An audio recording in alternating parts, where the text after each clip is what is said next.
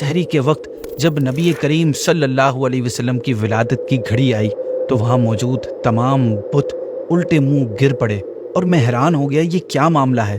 تو کعبے کی دیوار سے آواز آئی کہ آج مصطفیٰ کی ولادت ہو گئی ہے، جس کے ہاتھوں کفر مٹ جائے گا اور وہ مجھے ان ناپاک بتوں سے نجات دلائے گا۔ السلام علیکم ورحمۃ اللہ وبرکاتہ۔ ناظرین، ویب سیریز حضور صلی اللہ علیہ وسلم کی خوبصورتی کی آج سیکنڈ ایپیسوڈ ہے۔ آج ہم نبی کریم صلی اللہ علیہ وسلم کی پیشانی اور ابرو مبارک کے حسن و جمال کے بارے میں سنیں گے۔ ایپیسوڈ میں جو بھی قرآنی آیات یا روایات بیان کی جا رہی ہیں وہ اس کے ریفرنسز آپ کو ڈسکرپشن میں مل جائیں گے۔ ناظرین، ہمارے پیارے آقا صلی اللہ علیہ وسلم کی پیشانی مبارک کشادہ، پھیلی ہوئی، براڈ، روشن اور چمکدار یعنی برائٹ اور شائننگ تھی، جس پر کبھی بھی کسی بھی شخص نے دنیاوی فکریں، غم و پریشانی اور بیزاری کے آثار نہیں دیکھے۔ کامنلی جیسے ہمارے ساتھ ہوتا ہے نا کہ ہم پریشان ہوتے ہیں تو ہماری پیشانی پر بل آ جاتے ہیں، آپ صلی اللہ علیہ وسلم کی پیشانی پر کبھی بھی کسی نے ایسے سائنز نہیں دیکھے۔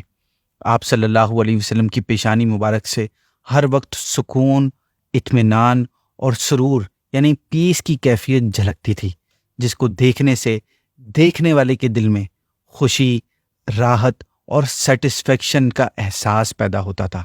صحابہ کرام علیہم الرضوان نے باقاعدہ آپ کی پیشانی مبارک کے حسن یعنی بیوٹی کو اپنی روایات کا ٹاپک بنایا ہے۔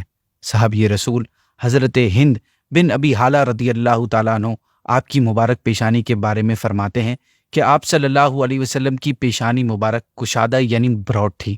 حضرت سعد بن ابی وقاص فرماتے ہیں کہ آپ کی مقدس پیشانی صاف و شفاف تھی۔ کتابوں میں یہ روایات بھی ذکر ہیں کہ آپ صلی اللہ علیہ وسلم کی پیشانی روشن تھی۔ جب اس سے مبارک زلفیں اٹھتی تو یوں محسوس ہوتا کہ صبح طلوع ہو گئی ہے، یعنی it felt like the sun has risen۔ یہ جب رات کے وقت آپ اپنے غلاموں کی طرف تشریف لے جاتے تو آپ کی پیشانی یوں دکھائی دیتی جیسے روشن چراغ سے نور کی شعائیں ریز نکل رہی ہوں۔ یہ کیفیت دیکھ کر لوگ پکار اٹھتے کہ وہ رسول خدا تشریف لا رہے ہیں۔ اللہ پاک نے حضرت عیسیٰ بن مریم علیہ السلام کی طرف وحی فرمائی کہ وہ آخری نبی صلی اللہ علیہ وسلم کی کشادہ پیشانی والے ہوں گے۔ حضرت حسان بن ثابت نے آپ کی چمکدار پیشانی کے بارے میں فرمایا، عربی شعر ہے جس کا ترجمہ ہے کہ جب اندھیری رات میں آپ کی پیشانی ظاہر ہوتی تو روشن چراغ کی طرح چمکتی دکھائی دیتی۔ حضرت عائشہ صدیقہ طیبہ طاہرہ رضی اللہ تعالیٰ عنہا فرماتی ہیں کہ میں ایک روز چرخہ کاٹ رہی تھی۔ ناظرین، چرخہ پرانے دور میں ایک ٹائپ کی مشین ہوتی تھی جس سے سوت یا اون کو دھاگے میں کنورٹ کیا جاتا تھا۔ آپ فرماتی ہیں کہ ایک روز چرخہ کاٹ رہی تھی، حضور صلی اللہ علیہ وسلم میرے سامنے اپنے نالن پاک کو پیوند لگا رہے تھے۔ میں نے آپ کی پیشانی مبارک پر پسینے کے قطرے دیکھے جن سے نور کی شعائیں ریز نکل رہی تھیں۔ میں اس خوبصورت منظر کو دیکھنے میں اپنا کام بھول گئی۔ آقا نے فرمایا، کیا معاملہ ہے؟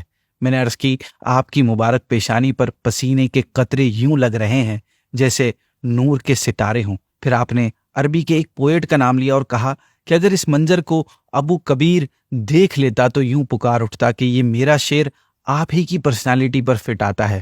عربی شعر ہے یہ بھی، اس کا ترجمہ ہے کہ جب میری نگاہ ان کے روشن چہرے پر پڑی تو ان کے گالوں کی چمک ایسی تھی جیسے بادل کے ٹکڑے میں بجلی چمک رہی ہو۔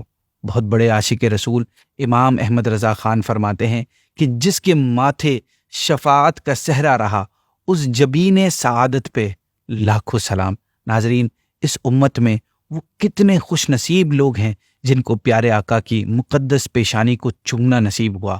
ان ہونٹوں کا کیا مرتبہ ہوگا جنہوں نے پیارے آقا کی چاند سے زیادہ روشن، نورانی، رحمتوں والی، برکتوں والی پیشانی کو چومنے کی سعادت حاصل کی ہوگی۔ ان خوش نصیب ہستیوں میں سے دو کے بارے میں آپ کو بتاتا ہوں۔ ان میں سے ایک جو کہ اوبویس پرسنالٹی ہیں وہ ہیں حضرت ابو بکر صدیق رضی اللہ تعالیٰ عنہ۔ چنانچہ حضرت ابو سلمہ بیان کرتے ہیں کہ جب آپ صلی اللہ علیہ وسلم کا وصال ہوا اور صدیق اکبر کو اطلاع دی گئی اور یہ بھی بتایا گیا کہ عمر سخت پریشانی کی حالت میں کہہ رہے ہیں کہ جو کہے گا آپ کا وصال ہو گیا میں اسے قتل کر دوں گا، یہ نیوز ملنے کے بعد صدیق اکبر مسجد میں تشریف لائے اور بغیر کسی کے ساتھ گفتگو کیے حضرت عائشہ کے روم میں آپ صلی اللہ علیہ وسلم کی خدمت میں حاضر ہو گئے۔ آپ کے جسم مبارک پر اس وقت ایک یمنی کپڑا تھا۔ صدیق اکبر نے کپڑا ہٹایا، جھک کر آپ کی پیشانی کو چوما اور پھر رونے لگے۔ دوسرے خوش قسمت صحابی حضرت خزیمہ بن ثابت ہیں۔ یہ ایک دن آپ صلی اللہ علیہ وسلم کی بارگاہ میں حاضر ہوئے۔ عرض کیا، یا رسول اللہ صلی اللہ علیہ وسلم، آج رات میں نے ایک حسین خواب دیکھا ہے کہ میں آپ کی مبارک پیشانی چوم رہا ہوں۔ آپ صلی اللہ علیہ وسلم نے ان کی یہ بات سن کر مسکرا دیے۔ ارشاد فرمایا، تم اپنے خواب کی تعبیر ابھی حاصل کر لو۔ ارشاد سنتے ہی آپ محبت بھرے انداز میں آگے بڑھے اور عقیدت و محبت سے پیارے آقا کی پیشانی کو چومنے کی سعادت حاصل کی۔ آپ صلی اللہ علیہ وسلم کی آئی بروز کے بارے میں روایات میں آتا ہے کہ نبی کریم صلی اللہ علیہ وسلم کی آئی بروز لمبی، باریک اور محرابی صورت یعنی کروڈ کمان کی طرح تھی۔ جیسے محراب کا شیپ ہوتا ہے نا، کروڈ وہ جگہ جہاں امام صاحب کھڑے ہو کر نماز پڑھاتے ہیں، اسی طرح کا۔ آئی بروز آپس میں ملی ہوئی تھی یا نہیں، اس حوالے سے حدیث کی کتابوں میں دونوں ٹائپس کی روایات ملتی ہیں۔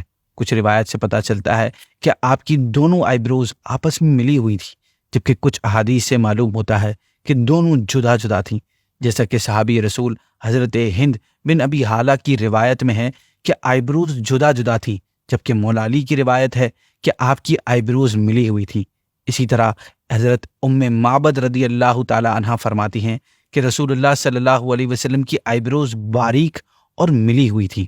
اس کنفیوژن کو دور کرنے کے لیے علماء کرام فرماتے ہیں کہ آپ صلی اللہ علیہ وسلم کی دونوں آئی بروز کے درمیان اتنا کم فاصلہ تھا کہ وہ غور سے دیکھنے پر ہی واضح ہوتا تھا۔ اور پھر ناظرین، یہ پاسبل بھی ہے کیونکہ ہر صحابی کے لیے نبی کریم صلی اللہ علیہ وسلم کو ہر کیفیت میں آنکھ بھر کر دیکھنا، غور سے دیکھنا، یہ پاسبل نہیں تھا۔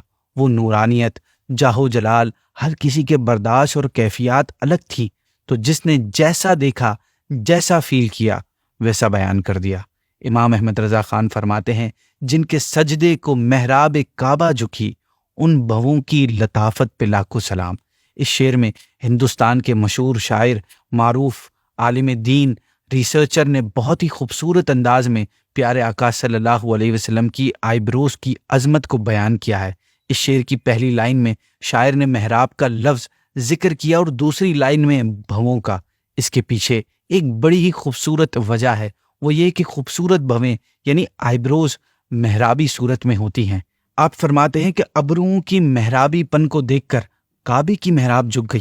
اب شعر کی وضاحت سنیے کہ پیارے آقا کی ولادت کے وقت جو معجزات پیش آئے، ان میں ایک یہ بھی ہے کہ کعبہ نبی کریم کی برتھ پلیس کی ڈائریکشن میں سجدہ ریز ہو گیا تھا۔ آپ کے دادا حضرت عبد المطلب فرماتے ہیں کہ میں حرم کعبہ میں تھا، سحری کے وقت جب نبی کریم صلی اللہ علیہ وسلم کی ولادت کی گھڑی آئی تو وہاں موجود تمام بت الٹے منہ گر پڑے اور میں حیران ہو گیا، یہ کیا معاملہ ہے؟ تو کعبے کی دیوار سے آواز آئی کہ آج مصطفیٰ کی ولادت ہو گئی ہے، جس کے ہاتھوں کفر مٹ جائے گا اور وہ مجھے ان ناپاک بتوں سے نجات دلائے گا، صرف اور صرف ایک اللہ کی عبادت کا حکم دے گا۔ انہی روایات کی طرف اشارہ کرتے ہوئے آپ نے فرمایا، جن کے سجدے کو محراب کعبہ چکی، ان بھووں کی لطافت پہ لاکھوں سلام۔ صحابی رسول حضرت ہند بن ابی حالہ فرماتے ہیں کہ پیارے آقا کی دونوں آئی بروز کے درمیان ایک رگ تھی جو جلال کے وقت سرخ یعنی ریڈ ہو جاتی تھی، جس کو دیکھ کر صحابہ حضور کی اس جلالی کیفیت کو اندازہ کر لیتے تھے، فیل کر جاتے تھے۔ بعض اوقات نبی کریم کی مبارک بال پیشانی پر دونوں آئی بروز کے درمیان ہوتے تھے اور آپ صلی اللہ علیہ وسلم اسی حالت میں اللہ کے حضور سجدہ کرتے تھے۔ حضرت عبدالعزیز بن عبید اللہ بیان کرتے ہیں کہ میں نے وہب بن کیسان کو بالوں پر سجدہ کرتے دیکھا تو میں نے ان سے کہا، اے وہب، آپ اپنی پیشانی کو زمین پر لگائیں یعنی بال پیچھے کریں۔ تو وہ کہنے لگے، میں نے حضرت جابر بن عبداللہ رضی اللہ تعالیٰ عنہ کو کہتے ہوئے سنا ہے کہ انہوں نے نبی کریم کو اپنے مبارک بالوں پر سجدہ کرتے ہوئے دیکھا۔ ناظرین، نبی کریم سے نسبت رکھنے والی ہر چیز بابرکت اور کرامت والی ہے۔ ابن جوزی روایت کرتے ہیں کہ وفات کے وقت آپ صلی اللہ علیہ وسلم کو جب غسل دیا گیا تو مولا علی نے پیارے آقا کی ابرو مبارک میں لگے ہوئے پانی کو منہ میں لے کر پی لیا۔ اسی کے سبب سے ان کا سینہ قرآن و حدیث کے علوم اور رازوں کا خزانہ بن گیا۔ آپ خود فرماتے ہیں کہ جس دن سے میں نے وہ پانی پیا ہے میری قوت حافظہ بہت بڑھ گئی ہے۔ اسی بہترین بات پر آج کی ایپیسوڈ کو اینڈ کرتے ہیں۔ کل انشاءاللہ ہم حضور صلی اللہ علیہ وسلم کی آنکھوں کا تذکرہ کریں گے جو کہ بڑی خوبصورت تھی۔ آپ کو اگر ہماری ایپیسوڈ پسند آ رہی ہے تو ہاں اس کو شیئر کریں اور کمنٹس میں اپنا فیڈ بیک بھی دیں۔ جزاک اللہ۔ السلام علیکم ورحمۃ اللہ وبرکاتہ۔